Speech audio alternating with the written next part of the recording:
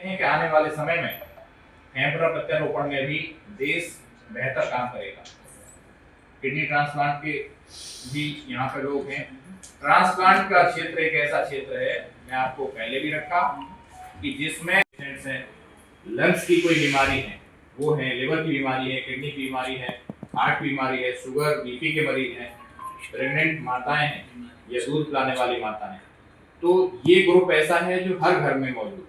और सेप्सिस अगर जग में लेती है अगर किसी को, तो फिर सेप्टिक शॉक में ऑर्गन फेलियर और डेथ के जो सबसे बड़े चांसेस हैं वो इसी ग्रुप को हैं, जो ग्रुप हमारे इस तरह के हैं जिनमें इम्यूनिटी कहीं न कहीं कमजोर है। तो ये एक वैश्विक समस्या इम्यूनिटी को लेकर के, और सेप्सिस से होने वाली जो ज्यादातर मौतें हैं, तीसरी बात उन्होंने कही कि ये रोकी जा सकती है मौत। ज्यादातर मौतें रोकी जा सकती हैं सेप्सिस से, अगर हमें इसकी अवेयरनेस और जानकारी हमारे लोगों को हो। और अभी तक की जो स्थिति बनी है, 194 देशों में से सिर्फ 15 ही देश हैं जो इसमें आगे आए हैं और फंडिंग की है सेप्सिस को लेकर के जागरूकता के लिए भी और उस पर काम करने के लिए। ये फैक्ट है। और वैश्विक स्वास्थ्य के लिए सेप्सिस के खिलाफ बहुत ही मजबूती से जो एक्शन है वो लेना बहुत आवश्यक है। और जो 5 एक्शन हमारे वो क्या सुझाए गए हैं, बाकी चीजें हम हर साल बताते रहे हैं, लेकिन 5 एक्शन जो रखे भी आप लोगों ने भी कहा, हर देश को सेप्सिस के खिलाफ मजबूत कार्रवाई को प्राथमिकता देनी चाहिए और उसके लिए फंडिंग करनी चाहिए। ये एक्शन के लिए कहा, हर देश को सेप्सिस प्रोटोकॉल विकसित करनी चाहिए और जो सेवा प्रदाता हैं उनको प्रशिक्षित किया जाना चाहिए। वैश्विक स्वास्थ्य प्रदाताओं को सेप्सिस की जो प्रक्रिया है उस पर प्राथमिकता देनी चाहिए एक्शन के लिए। मीडिया सेप्सिस से जीवन बचाने में अपनी महत्वपूर्ण भूमिका निभा सकता है। ये चौथा एक्शन है जो हम सबको लेना है। मुझे लगता है कि इसको सिरसाट कर रहे हैं आप लोग इतनी बड़ी संख्या में यहाँ पर आकर के। और महामारी और आपातकाल में जो एक्शन है उसमें सेप्सिस के खिलाफ जो एक्शन है उसको प्राथमिकता सभी देशों को देनी चाहिए। इस तरह के जो सेप्सिस अलायंस है वर्ल्ड में, उसने अपने इसमें रखे हैं। सेप्सिस की जो हर 3 सेकंड में एक मौत हो रही है ये बात है, और 4 करोड़ 90 लाख हर साल प्रभावित हो रहे हैं लोग, और 5 में से 1 की मौत हो रही है। WHO ने जो आंकड़े रखे हैं उसमें से 1 करोड़ 10 लाख से ज्यादा की मृत्यु सेप्सिस की वजह से प्रतिवर्ष दुनिया भर में हो रही है। और कई सारे जो अध्ययन हुए उसमें ऑक्सफोर्ड यूनिवर्सिटी ने एक किया था 2021 में, 2 करोड़ 10 लाख लोगों की मौत उन लोगों ने आकलन किया। अगर हम देखें पिछले दिनों जो कोविड की महामारी को दुनिया भर ने देखा है, उसमें भी जो ज्यादातर मौतें हुई वो भी सेप्सिस की वजह से हुई। सेप्सिस के प्रिवेंशन के लिए बहुत सारी बातें हम लोग सीख चुके हैं कोविड के दौरान, और क्या एक्शंस हम लोगों को लेने चाहिए उस पर विस्तार से अभी सभी विशेषज्ञ इस पर अपनी बात रखेंगे। और जो अच्छे हॉस्पिटल्स हैं अमेरिका में भी, उनमें भी मौत का एक सबसे बड़ा कारण यही है। अगर आप मोटा मोटा मान लें कि किसी भी अस्पताल के आईसीयू में आधे से ज्यादा मरीज सेप्सिस की वजह से भर्ती हो रहे हैं आईसीयू के अंदर, और उनमें से भी लगभग 45% रोगी ऐसे हैं जिनमें कोई न कोई एमडीआर बैक्टीरिया है जिसपे दवाइयां काम नहीं कर रही हैं। आने वाली एक सबसे बड़ी चिंता का विषय है एमडीआर बैक्टीरिया, जो मल्टी ड्रग रेजिस्टेंट बैक्टीरिया है, या किसी दवाई का असर नहीं हो रहा है। हम लोग एक तरह से प्री एंटीबायोटिक एरा की तरफ आगे बढ़ रहे हैं कि अगर ये सभी समाप्त हो गई, सारी एंटीबायोटिक्स इनसे रेजिस्टेंस हो गई, तो कैसी स्थितियां होंगी, कितनी भयावह स्थिति होगी। इसलिए जो दुरुपयोग है एंटीबायोटिक्स का, चाहे तो हम लोग रोजमर्रा की जिंदगी में सभी लोग दुरुपयोग करते हैं, बहुत सारे लोग हैं, मुझे लगता है कि सर्दी जुकाम में एजिथ्रोमाइसिन सभी लोग शायद खाते होंगे, आप लोग घर वाले भी खाते होंगे, और मुझे लगता है कि किसी डॉक्टर की सलाह नहीं ली जाती है तमाम एंटीबायोटिक्स का उपयोग करने में। इसके साथ साथ दूसरी जो एक बड़ा विषय है कि जो हमारे ऐसे अप्रशिक्षित प्रैक्टिशनर्स हैं जिनको आप लोग थोड़ा सा कहते हैं, वो लोग भी बहुत हाई एंड एंटीबायोटिक्स का उपयोग करते हैं।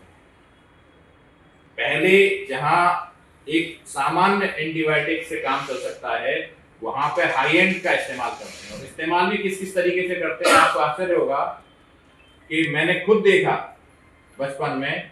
तो वो कहते हैं कि एक इंजेक्शन बड़ा लगा दिया है और उसके बाद बाकी गोलियां खाते रहना। माने जो इंजेक्शन बड़ा लगाया उसका भी एक कोर्स है, उसकी भी डोज है, वो भी 5 दिन 7 दिन 10 दिन तक लगना चाहिए, 14 दिन तक। जो भी एक हमारी एक डिक्टम है कि hit early and hit harder. अगर किसी बैक्टीरिया पे हम लोग एक अटैक करना चाहते हैं, उसके खिलाफ एक्शन लेना चाहते हैं, तो hit early and hit harder. लेकिन आप बताइए कि एक डोज दे करके, जहां पे डोज चलनी है 10 या 20 डोज जानी है, वहां एक डोज दे के छोड़ दिया, तो बैक्टीरिया को क्या होगा? बैक्टीरिया रेजिस्टेंस डेवलप करेगा, उस एंटीबायोटिक का असर खत्म हो जाएगा उस प्रजाति पे जो बैक्टीरिया आगे डेवलप करने वाले हैं। तो ये कहीं ना कहीं इस तरह की स्थितियां हमारे देश में ज्यादा हैं, जहाँ पे लोग एंटीबायोटिक का दुरुपयोग कर रहे हैं, बेजा इस्तेमाल कर रहे हैं, या पूर्ण रूप से जितना चाहिए उतना नहीं कर रहे हैं। तो इसको लेकर के ये लगातार आप लोग इस पे काम कर रहे हैं। मुझे लगता है कि एक बेहतर तैयारियों के साथ हम लोग यहाँ पे सामने आए हैं। और विभाग जो पल्मोनरी क्रिटिकल केयर विभाग है, जिसका सपना हमारे teacher of teachers Rajendra Prasad sir ने उस जमाने में देखा था जब हम लोग रेजिडेंट, उस सपने को पूरा करने का अवसर हम लोगों को मिला। आप सबके सहयोग से विभाग बेहतर काम कर रहा है। और आपको खुशी होगी जान करके कि उत्तर प्रदेश का पहला डीएम कोर्स पल्मोनरी में यहीं शुरू हुआ। इससे भी बड़ी खुशी आपको ये भी होगी जान करके कि ये विभाग देश का सबसे बड़ा विभाग है। एक नई दिल्ली, पीआई चंडीगढ़ जो शुरुआती विभाग हैं, उनसे 5 गुना बड़ा आईसीयू है। बड़ी संख्या में रोगियों के लिए व्यवस्था उत्तर प्रदेश में हुई है। उत्तर प्रदेश जिस तरह से सबसे बड़ा है, रिप्रेजेंट करता है देश को, तो विभाग भी सबसे बड़ा है देश का। इस बात से आपको गर्व और गौरव भी होगा। तीसरी बात जो सबसे महत्वपूर्ण आपको और मैं बताना चाहता हूं कि हम लोगों ने लगभग 30% जान बचाने का प्रयास से शुरू किया था, और आज बढ़ते बढ़ते 85% तक जान बचाने का काम इसी आईसीयू में हो रहा है। मौत का आंकड़ा 70% से घटा करके हम लोग 15% पर लेकर के आए। चौथी बात, जो भी रोगी आईसीयू में जाते हैं 48 घंटे बाद उनको वेंटिलेटर की वजह से निमोनिया हो जाता है, मशीनें लगने की वजह से निमोनिया हो जाता है। और ये निमोनिया देश भर के अगर हम मोटे मोटे देखें बात, तो आधे से ज्यादा मरीजों में मिल जाएगा। 2 दिन 3 दिन 4 दिन जिनको हो गए हैं आईसीयू में, उनमें निमोनिया की शुरुआत मिल जाएगी आधे लोगों में। अमेरिका में भी 14% तक अस्पतालों में मिल रहा है। आपको खुशी होगी जान करके कि 5 से 7% के बीच में हमारा ये आंकड़ा हर साल रह रहा है। 5 से 7% सिर्फ यहाँ पे वेंटिलेटर एसोसिएटेड निमोनिया है। इस तरह की प्रैक्टिसेस को हम लोगों ने अडॉप्ट किया, बेहतर करने के लिए लगातार प्रयास कर रहे हैं। और सरकार में, उत्तर प्रदेश सरकार और भारत सरकार की मदद से जो फेफड़ा प्रत्यारोपण का जो आने वाला जो हम लोगों का एक सपना है, सरकारी सपना है कि फेफड़ा प्रत्यारोपण हो जाए, और पब्लिक सेक्टर का ये पहला होगा अपनी तरह का जो एक सेंटर यहाँ पे विकसित हो रहा है। सेप्सिस हर विधान से जुड़ा हुआ मामला है। सर्जिकल साइट पे, खास करके ब्रेन में, आपकी स्पाइनल कॉर्ड में राजधानी में चल रहे हैं। पॉलिटिकल कार्यक्रम भी कई सारे हैं, लेकिन फिर भी बड़ी संख्या में आप लोग इस कार्यक्रम में आए हैं। तो मुझे लगता है कि जल्दी ही हम लोग सेप्सिस के मामलों को कम करने में सफल होंगे, ऐसा मुझे लगता है। आप सबके रेस्पॉन्स से, आप सबने जो इतनी दिलचस्पी ली, बहुत ही महत्वपूर्ण अवसर है। 13 सितंबर हर वर्ष वर्ल्ड सेप्सिस डे मनाया जाता है। जो सेप्सिस अलायंस था उसने 2012 में घोषणा की, जब देखा कि अवेयरनेस की आवश्यकता है इस संबंध में। और शायद जब कई वर्ष से हम लोग इस पर काम कर रहे हैं, तो उससे पहले ये सेप्सिस शब्द जो था वो नया था आम जन के लिए। लेकिन मुझे लगता है कि आप अब काफी लोग समझने लगे हैं। कई लोग कल से ही फोन कर रहे थे कि सेप्सिस डे पे आपका कार्यक्रम कब है।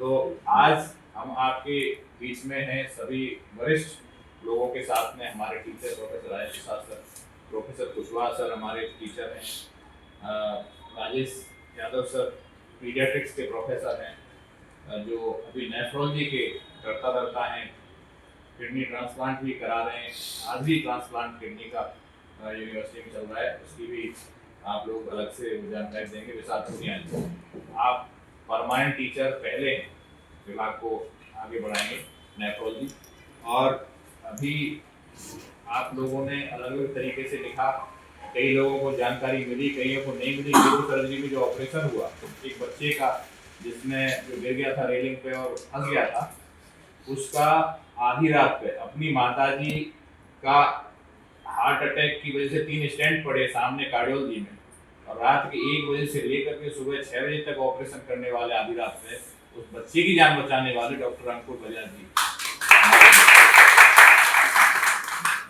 हम लोग एक बहुत महत्वपूर्ण, क्योंकि सभी विधाओं से रिलेटेड है ये मामला सेप्सिस, लेकिन सबसे ज्यादा जो मामले हैं वो रेस्पिरेटरी के हैं, लंग्स के। इसके नंबर 2 पे जो मामले हैं नेफ्रोलॉजी के डॉक्टर साहब हैं, उसके हैं अगर सिस्टम वाइज देखा जाए, और अगर पॉपुलेशन वाइज देखा जाए एज ग्रुप के हिसाब से, तो सबसे ज्यादा मामले छोटे बच्चों के, 1 साल से छोटे बच्चों के। मुझे लग रहा है कि लगभग 40% मामले सेप्सिस, और सेप्सिस की वजह से मौत 5 में से 1 की मौत। बड़ा मामला है, 3 सेकंड में, हर 3 सेकंड में 1 मौत हो रही है।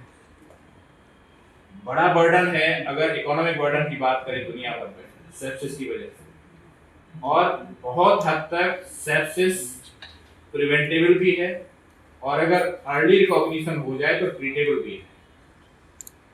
इस वर्ष की जो थीम रखी गई है उसमें 5 फैक्ट हैं और 5 एक्शंस, जिनके लिए अभी सबको प्रेस रिलीज मिल जाएगी। एक तो फैक्ट्स में ये है, आप सब जानते भी हैं, हम लोगों ने बार बार रखा भी आपके सामने भी, कि ये वैश्विक स्तर पर मृत्यु का प्रमुख कारण है सेप्सिस, और